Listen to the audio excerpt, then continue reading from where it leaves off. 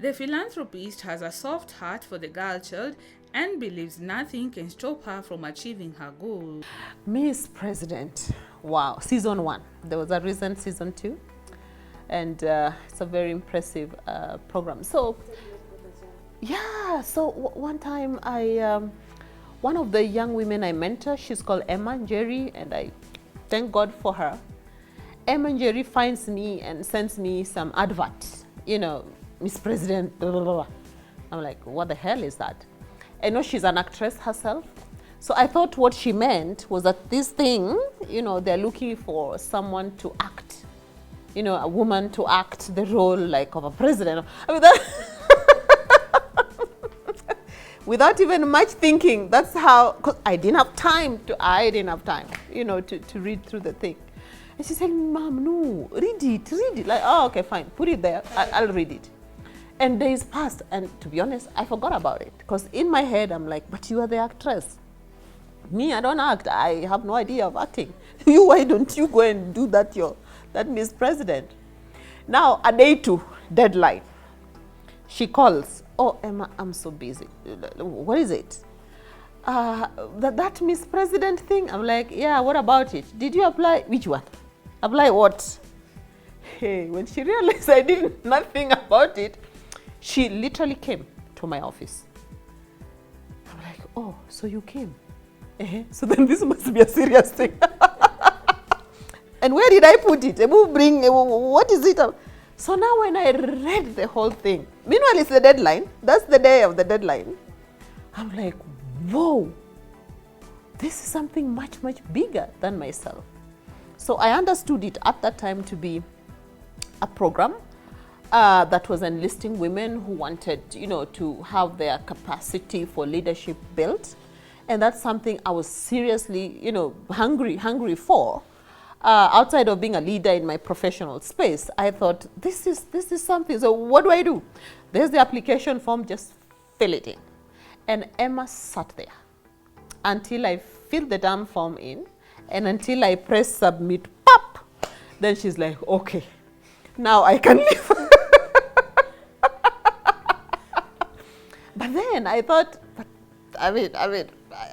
who am I, to get into this program? So, you just apply and then you just forget. I'm telling you, I think a week or 2 later, I get this call. Are you by Adera? Yeah. Did you apply?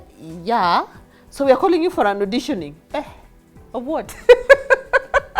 Of Miss President. Where? So I was given the details and all that. So as I'm walking there, I call Emma. Emma, this thing is this one. So come, take me. So Emma takes me. I had never auditioned for anything in my whole life. And when we get to the area, we find women like this, like this. That is when it hit me that, whoa, this is something, this is big, this is massive. And that I have been invited for an auditioning. Sini kizungu tu ndio wanataka. Let me give them. So I gave them the kizungu. I mean, I was already in leadership space, and issues around confidence was not a problem to me. Speaking, in public was not a problem until they told me, okay, now pretend you're the president of the country for the sake of the assignment. Okay, so I am Uhuru Muigai Kenyatta. Then now address the nation. It's a public holiday. Address the nation. I'm like, okay. So in my head, it is Jamhuri Day. Okay. Then the bombshell in Swahili. I was like, whoa. And now I'm from Modogik village. In Modogik village, we don't speak Swahili. So I had to think very quickly on my feet. Pop. Okay, I know what I want to say. I just want to pass one key message. But sasa the Swahili. Nilipambana nayo. I told myself, you know what? Even Uhuru doesn't speak Swahili ya kupita mtihani. And I'm saying that on a light note. Let me keep it the simple Swahili ya kuomba maji, And I nailed it. And I was invited to the academy. So imagine out of, they said, over 1,000 applications. They invited quite a number into the academy. And that was a journey that I have never been tested in my life like that. Testing, first of all, patience. Testing, of course, your ability to be like that in terms of making decisions. And really, in the academy, not just me, we all kind of wore the shoes of a real president. And it got to me that, heshimu somebody who is called president of any country. Let me tell you, sometimes you wonder, but this is happening, why can't Uhuru just fire this one? Why can't they just fire this one, It's not that simple. And we learned it. So we were taken through a whole program. The trainers were from a very diverse perspective and field, and the content was very deep. And you're not just taught content. You know, you're given the content, then there's an assignment. Of course, they have to eliminate people here. You know, so every day was an elimination day. So at the end of the day, your high blood, your pressure is, there was, were always like that. The judges were tough, but tough in a good way, not tough in a like nasty way, but tough pointing out, the issues to you, because as a president, you can't make a mistake. You make a mistake like that, depending on what it is, the country can burn. And I really, really appreciated that. But apart from that, we're told communication. How do you sit? How do you stand? How do you walk? And we were told even your hair cannot just be shagala bagala. Even if you're going across the road to buy milk in a kiosk where you live, you have to. I'm like, sini kazi mingi. But here's the thing. Having been a finalist, that journey up to the end, I'm telling you, Miss President show is the show that launched me. Politically speaking. It's the show that enabled me to articulate who I was, articulate all that I was doing, even through Betty Adera Foundation to the world.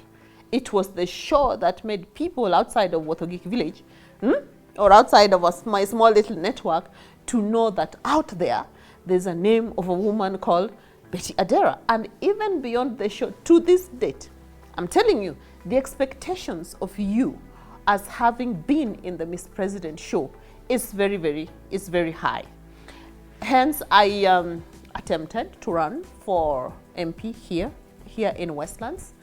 And while I didn't go through to the ballot, that's already like a dream, a seed already planted in me. And now I'm stepping back to reflect. I'm stepping back to recoup myself. I'm stepping back to rethink. I'm stepping back to reflect. God willing, come January of next year, the world will know who Betty Adera is going towards 2027. Betty Adera Foundation legally was founded in the year 2016, December. So we have been around for a while. We have an office in Mountain View Ward, near Kangemi area. This is in Westlands constituency. But we are a national organization registered here in Kenya and in Tanzania as well. In Tanzania, we have an office in Musoma municipality, that is in the Mara region. If you see how Tanzania is organized, and there's a whole team, doing their thing out there. So what we do is we seek out to partners. Our focal agenda is to respond and mitigate to all forms of gender-based violence. Remember, gender is not just women. We also have men and we also have boys who knock our doors, with the issues. So what we do is, one, we assess the issue, and then together with the client, come up with a roadmap, all right? And the roadmap in most cases is a referral roadmap. We refer you for legal support, if that's the direction you want to take. We refer you for prosecutorial support, if that's the direction you want to take. We refer you for trauma counseling. And we have counselors and mentors who will just keep checking on how you're doing. And most importantly, we try to see ways of integration and ways of bringing as many actors, to keep talking about, this issue in the first place, myself being a survivor. So it's a shoe I have won myself. So apart from that, we have occasional days when we have a youth thing, we have a young women thing, here and there. We engage, both at county and national level, contributing towards conversation, on areas that are key and core to the things that we do. We have partners from within the country, from outside, of the country. And this is the time really when I would want to call upon as many partners to, join hands with us to make even a much better response. During the COVID lockdown, we contributed into the conversation, into the response, and we tried to meet people, at the point of need. And where our offices is right, like in an informal urban area settlement, there are people who would come saying, "Mom, I have not eaten for the last 3 days," just because she cannot go to look for that food. Otherwise, without the lockdown, she would find her own food. Even men, everyone was like, in a lockdown. And I was telling them that I too am also in a lockdown, but let's see what we can do together. The vision really for Betty Adera Foundation going forward, one of the things that we want to focus on, especially in the new year going forward, is a program that I call the Binti program. All right. So Binti program would be like a social enterprise for sanitary towels to raise money to send child and teen mothers back to school. I'm telling you, my database is full. Our M&E person every day keeps telling me today they are 10, tomorrow they are 20. So it's growing, and I'm wondering, what am I going to do with these girls? These are teenagers. These are adolescent girls. These are young women who come to me saying, "Mom, I was not raped. Nilijipeleka. These my 2 legs carried me to there." But I want to tell you that if I never went to school myself, I would not be here. And if it were up to me, I'm telling you and I'm telling the world, I would do all in my power to ensure that the least educated girl has Form 4 certificate. Whether it is D or E is not the issue, but have it. So that when there's an opportunity that wants people with minimum, Form 4 certificate, you can do that. So many women actually lose out on opportunities just because she dropped out in class 6, meaning hata ile ya primary ndio hana. Let's start from there. That in itself is limiting in terms of the world we live in and what the world kind of needs to respond to available, opportunities. So we want to jump into that space, and I'm calling on as many partners to, join us on this case. There are young women out there who are not in school, not because they wish, but because circumstances in which they live in, or socio-cultural circumstances as well, geopolitical circumstances as well, just push them, out of school. And if we want, seriously, a significant number, a critical number of women in leadership positions in all spheres, including politics, we need to ensure that as many of our girls actually, go to school. And we'll attach that to a program that we are calling the Ongoza Dada, where we reach out to young girls, in and out of school, primary and secondary, and try to build their skills, leadership skills. I meet every day brilliant young women who, they have content, but how do I say it? I am shy. I cannot stand in front of people. If I stand in front of even 2 people, they start shaking. And I was like that myself, by the way. If you talk to people who are with me in high school, in Kenya high school, and also in Migori primary school, and they look at me now, they're like, "Hey, this one, what happened?" But what happened is you have to learn and someone has to be there to teach you, to support you, to encourage you, and to build you. So women are capable, but a good number of times you find that you're in the room but you're not speaking because one, you don't even have confidence in this thing that you want to talk about. Yet you're the one with the most brilliant, idea in the room. And we believe at our foundation that girls who rule, girls who lead, will be women who will rule, many, many years to come. One thing I also must point out is often we, the mature women, are accused by the younger ones, like you, that we don't, for those who've made it, to those tables, we don't open up spaces, for the other young women to also come in and be built like that. They say that we make an argument that it was tough for us, so why should we make it easy for you? So I'm thinking that's a good conversation to have. That's a conversation we need to have nationally as a national dialogue. Women coming around a room and just talking about this issue and figuring out ways in which the intergenerationally, support can be provided for the young women to also, expand. I always try in whatever space that I have, to tag along, young women, and also in my 5 minutes of speaking time, I'll give you the mic for one.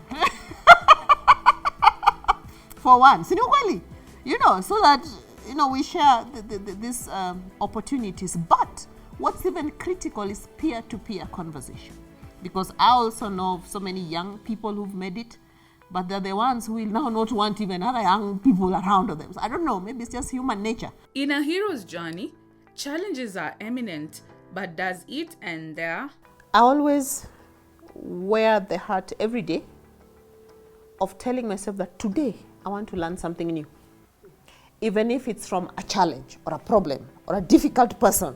There's a reason people are difficult. Sinukweli, there's a reason challenges happen. So at the end of the day, however I deal with that situation, I always keep a mind at the back of my mind to tell myself, okay, so what is this teaching me? Is it anything I did?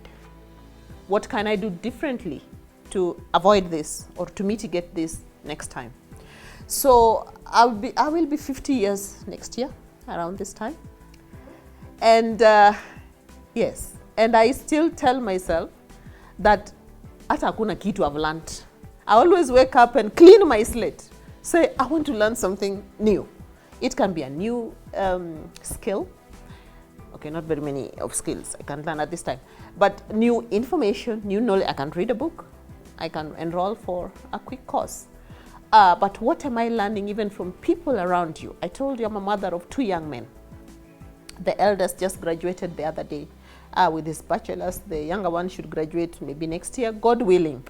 So I have 2 comrades in the house. And that's tough, And every day I want to hear, so what is it? What is it? What's the latest? What's the biggest? What's the most challenging? And I learn every single day from them, so that when I also meet other young people, comrades or not, then I can speak to their actual issues. So I am learning, because the things I faced when I was their age was nothing compared to what young people are facing today.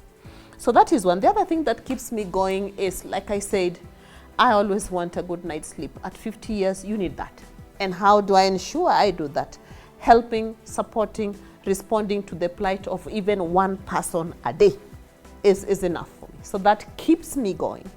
When I wake up in the morning and I have to deal with a situation and I have to be in a place of helping someone. Now, challenges are many. Challenges like at the foundational, at our foundation, where the need is greater than what we can help. It's something that eats my head every single day. When someone walks in and we know this person needs this package of support, and we can't give it because we don't have the resources, to do it, but we can refer and so on. So that kind of and there's also so much we can do. There's only so many people we can help at a time. So that kind of eats me sometimes. The quality of a leader is reflected in the standards they set for themselves: a good future, bringing hope to the hopeless. Betty has shown that she is able and compassionate about the vulnerable, and she has bigger dreams for the nation and the region at large. There's only so much that policies can do. There's only so much that conversations can do. But if you ask me, everything sits in legislation. And who is the legislator? Is the politician. So once things are put in legislation, then it is easy to hold people to account. It's easy to budget for it. It is easy to say that, hey, it's in the law. Why are you not, providing the service, that you said? And especially a lot of things that touch on women and girls, we can talk all we want, but except it is anchored on legislation upon which we can put a person to account. I would tell Betty that I love her. I appreciate her as a mentor. I appreciate her as a friend. She has walked with me. She has corrected me. She has pushed me and challenged me as a person, Betty is not the kind of person that's going to let you see an opportunity that you're qualified for and just let you sit. She's just going to push you and push you and push you and push you to the next level until you take up that challenge and believe in yourself. So for me, she is a support system. God willing, if God gives us the life and the energy and the health to keep doing this, you should expect to see a Betty who is a rebranded national leader in this country, contributing to the women voice, that's already going on, and seeking towards looking for a political outfit, come 2027.